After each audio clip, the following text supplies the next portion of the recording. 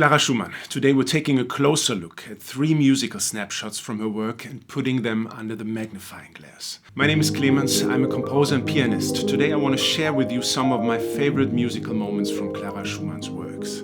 Sometimes while listening you come across small moments that can serve as little door openers for your own composing, arranging or improvising. It's the same for me with these short passages. For everyone who joined part 1 and part 2 about her life, some of these passages might sound familiar. And for those who haven't seen them yet, feel free to check them out. There are some really interesting stories in there. So let's dive in. Favorite moments in music are always subjective, that's for sure. But let me share one of mine from this one. We're starting with her first piano concerto, which, just to emphasize, she wrote when she was only 15 years old.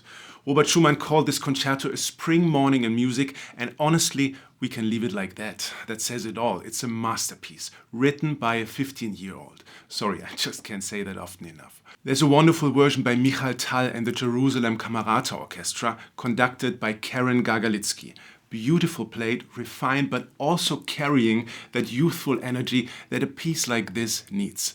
Let's listen in for a moment.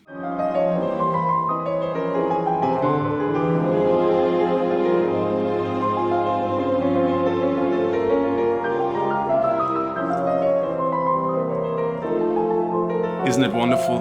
Find the links in the comments. My favorite moment in the concerto, the second movement. It starts with the piano figure in the left hand, A flat major. Every time I hear that I get slight Bohemian Rhapsody vibes. I love the beginning. After a while, we go into this long melody. From F minor to C major. A wonderful melody. And maybe you can hear it. On the third beat of the C major bar, there is this hidden gem, this hidden little chord, which always gives me goosebumps. Let's break down what's happening there. So the context, of course, is the voice leading. So we go from the 5th of the C major chord down through the 4th to the 3rd. But if we take out the chord with the 4th as a snapshot, as an isolated chord, it's like a little sound universe just flashing up for 1 second. Wonderful. So this is how it sounds, very pure. It's just the basic C major chord in the second inversion, and here with the added 4th. So let's just mess around with this sound, transpose it a bit.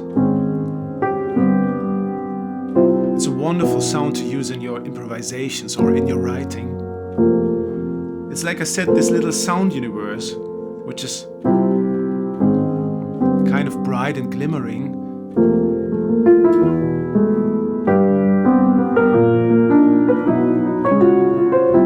A wonderful sound. The added 4th. Sometimes you can hear it in today's pop music. For example, Coldplay's Chris Martin uses this extra spice often in his piano ballads. It's a wonderful color. Let's play the snapshot by Clara Schumann again.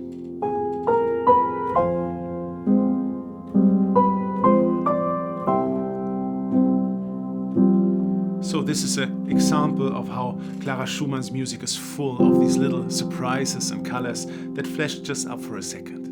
Here's another little favorite moment of mine. Clara Schumann was an absolute master at playing with tension, release and contrasts in music, and how she hides these little musical gems that bloom at just the right moment to, kind of enrich the atmosphere. Let's take a look at the Romance in A minor, one of the last pieces she wrote right before Robert Schumann's death. Let's dive in. A melody in A minor.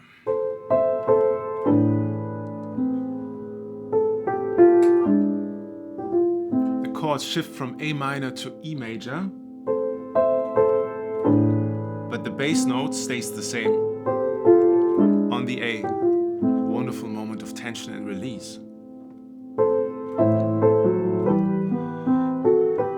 Then there's a little detour into E minor. And then after starting in A minor and this brief detour into E minor, we finally land on a major chord, the first real moment of calm.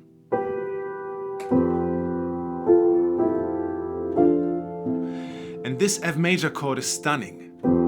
It It doesn't immediately resolve on the third or the fifth, would sound like this. The third, the fifth. Instead, she holds the melody back before resolving, introducing the B in this F major chord, giving this chord a beautiful suspended moment. So let's take this chord out as a snapshot as well. What makes it so soft, so open, so floating? In jazz terms, you would call it an F major chord with a sharp 11. It's a Lydian chord, which gives this sound, this floating, suspended feeling. It's also an amazing chord and color to mess around with it, to improvise, to implement in your own playing or in your own writing. Let's just play a bit and use the Lydian scale.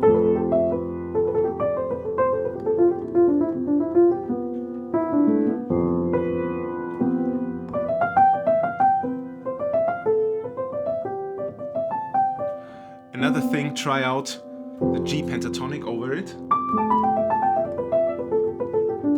to find little melodies.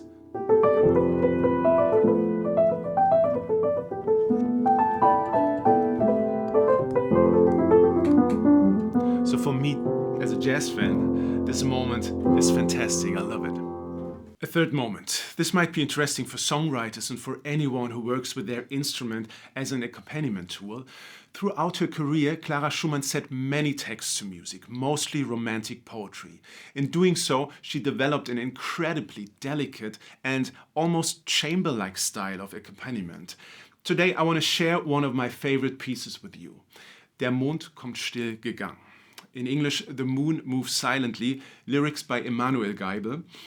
I often take my time finding an interpretation that truly speaks to me, and in this case I searched for a long time until I found one performed by Sarah Buder-Lind.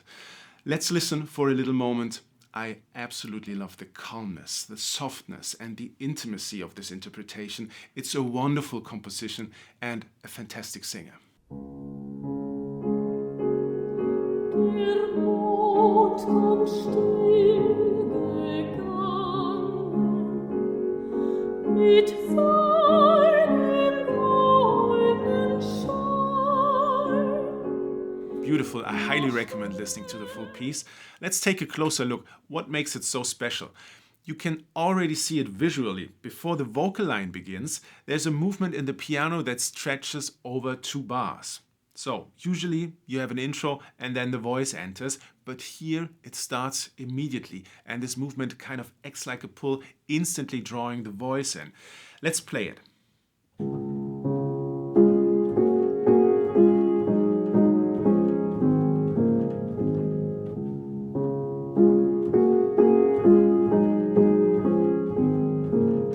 It's not just an accompaniment, it's like a little universe of its own. Let's play it again with the vocal line. I can't sing, but slightly adapted.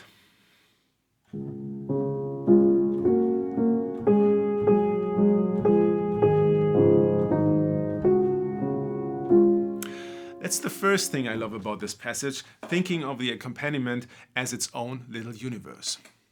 So the second thing in this bit, what really stands out to me, this is fascinating because I hear this trick so often, whether in classical jazz or pop, especially when it comes to connecting chords in an arrangement. Let's take a look at the first 2 bars, this beautiful descending movement. If we look closely, what do we notice? A flat above every chord. A flat, A flat, A flat, A flat. Let's remove the A flat for a moment and just play it without.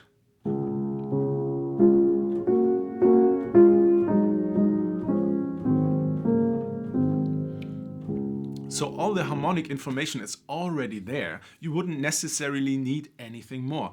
But Clara Schumann adds the A flat to create a kind of constant tone. It connects the chords, holds them together like a frame, almost like a second layer. Let's play it with the A flat again.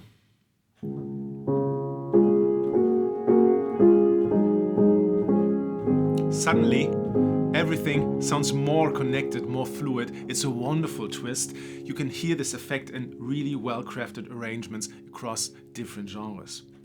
Quick tip, listen to Everything Is in Its Right Place by Radiohead.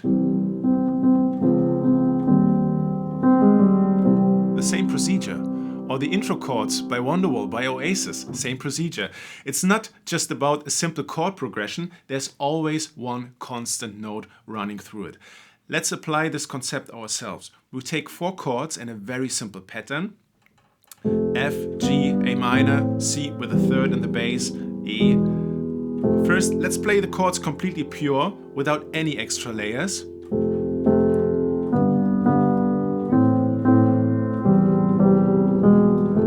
And now we add a constant tone. In this case, we take the E and let it ring above everything. Same effect, a second layer emerges.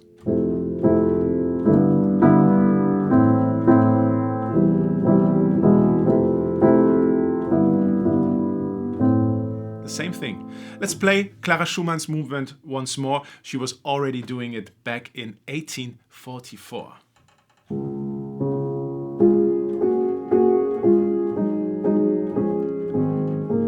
I could play that forever. So that was my take on Clara Schumann, the female icon of the Romantic music era. If you haven't seen the other 2 videos about her live yet, go check them out. Feel free to drop a comment, leave some feedback, and if you have favorite moments from Clara Schumann's music or with these sounds we just talked about, feel free to share them in the comments. And in general, let's listen to more Clara Schumann. Subscribe to the channel, it really helps a lot. See you soon and stay curious.